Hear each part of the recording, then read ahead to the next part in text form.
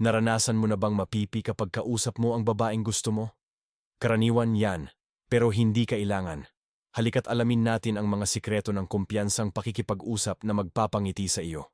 Ang paglalakbay na ito ay tungkol sa pagbabago ng iyong diskarte at paghahanap ng alindog na nasa loob mo. Maghanda kang tuklasin ang mga teknik na maaaring magpabago ng mga awkward na sandali tungo sa maayos at nakakaaliw na pakikipag-ugnayan. Tandaan, ang layunin ay hindi lang magsalita. Ito ay kumonekta at lumikha ng mga hindi malilimutang palitan na mag-iiwan ng lasting impression. Numero 1. Tamang mindset ang mahalaga. Una sa lahat, mindset ang lahat. Kung lapitan mo ang isang usapan na may tamang saloobin, kalahati na ng laban ang nasa iyo. Isipin mo na hindi ka lang nakikipag-usap sa isang babae, kundi nakikipag-ugnayan ka sa isang tao na may kapareho mong interes. Ibaling ang salaysay sa utak mo mula sa paano kung magkamali ako, tungo sa magiging masaya ito. Kapag nagkaroon ka ng positibong pananaw, hindi lang ito nakakapagpakalma ng iyong nerbiyos, kundi nagtatakda rin ng magiliw na tono para sa interaksyon. Ang relax na pag-iisip ay nagbibigay daan sa iyo na maging present sa kasalukuyan, na nagpapadali sa pagkonekta. Isipin na maganda ang takbo ng usapan, mga ngiti, tawanan, at magandang chemistry. Tandaan, lahat ay kinakabahan minsan, at ang pagkilala doon ay maaaring lumikha ng isang ibinahaging karanasan na nagpapakatao sa interaksyon. Ito ay tungkol sa pagtanggap ng kahinaan at pag-alam na okay lang maging sarili mo.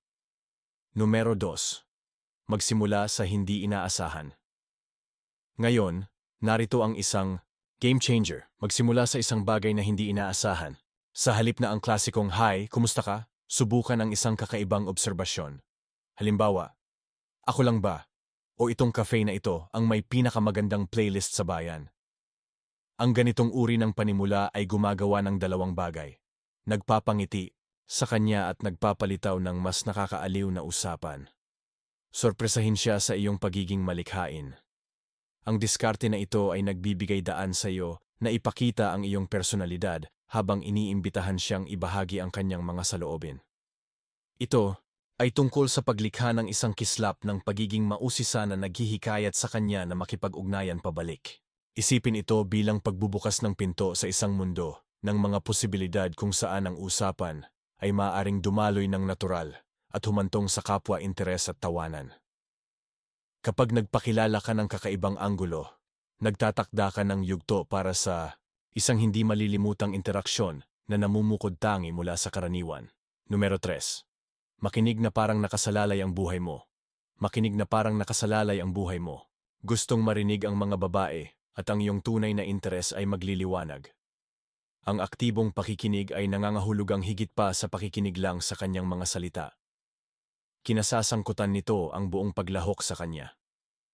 Tumango, panatilihin ang eye contact at tumugon ng may maalalahanin na follow-up. Kung nabanggit niya na mahilig siya sa hiking, sumagot ka ng, "Ang galing naman. Ano ang pinakamagandang hike na nagawa mo?"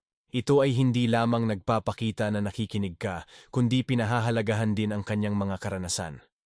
Ang pakikinig ay isang makapangyarihang tool sa pagbuo ng tiwala at koneksyon. Kapag aktibo kang nakikipag-ugnayan, tumutulong kang lumikha ng isang ritmo sa usapan na nararamdaman na natural at komportable.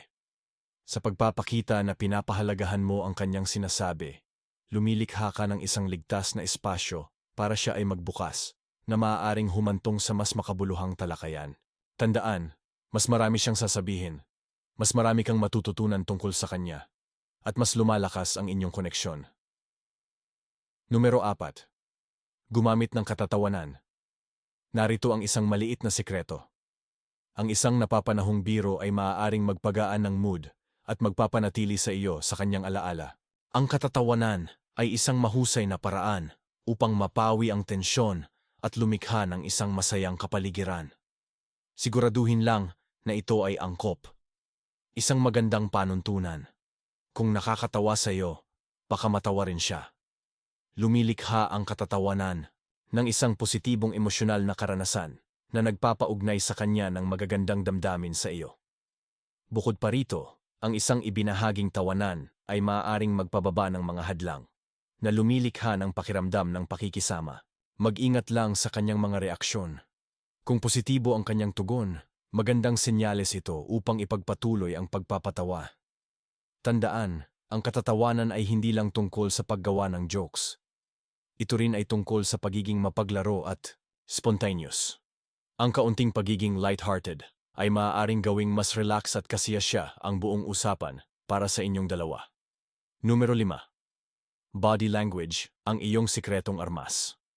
Tumayo ng tuwid, panatilihing bukas ang iyong mga braso, at ngumiti. Ang iyong katawan ay nagsasalita ng malalim bago ka pa man magsalita. Kung sarado ka, mararamdaman niya iyon.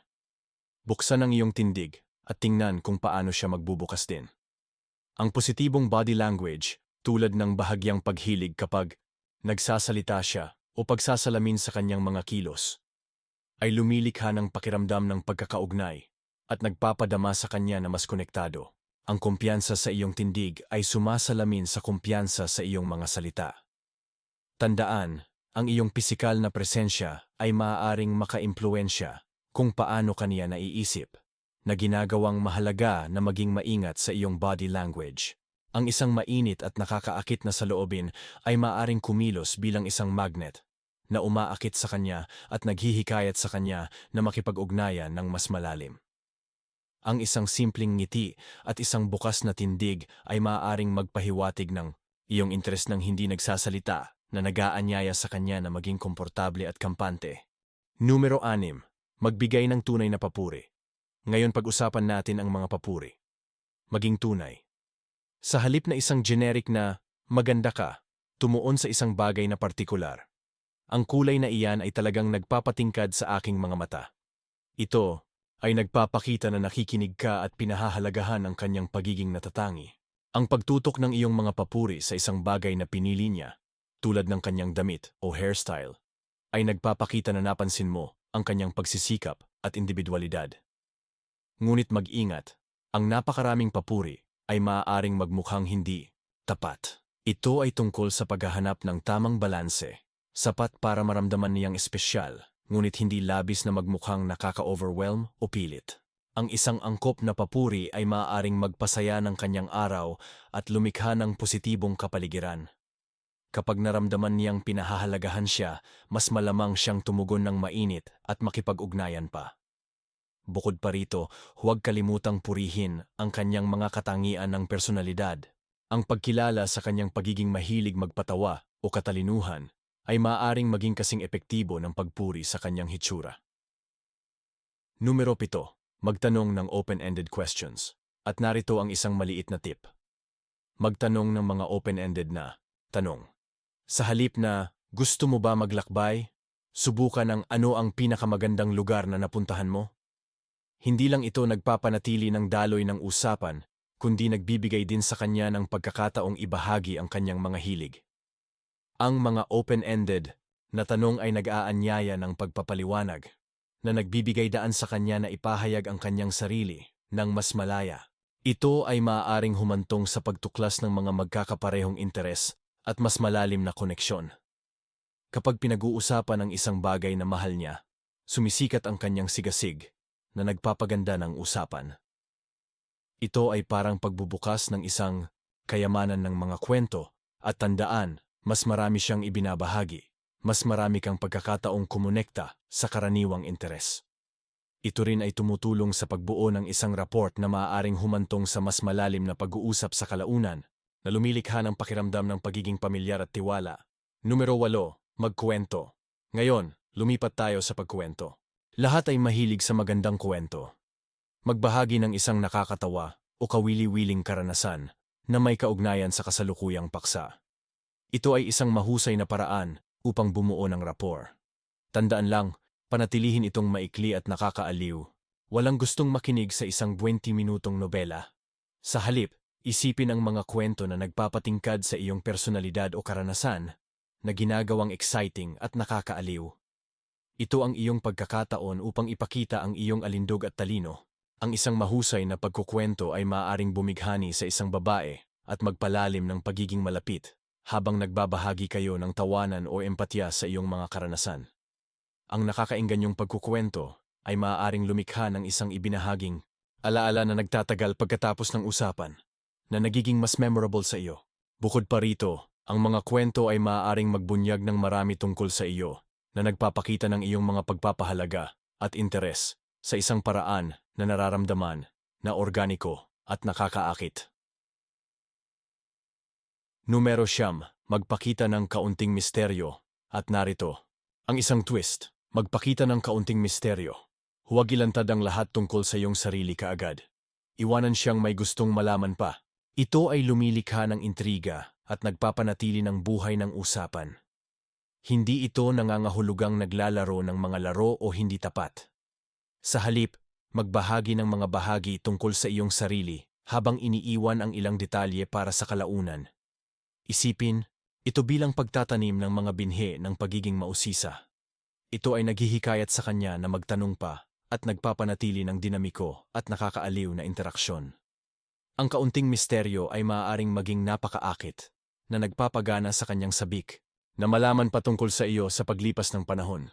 Nagtatayo ito ng pag-asam para sa mga susunod na pag-uusap, na lumilikha ng pakiramdam ng excitement.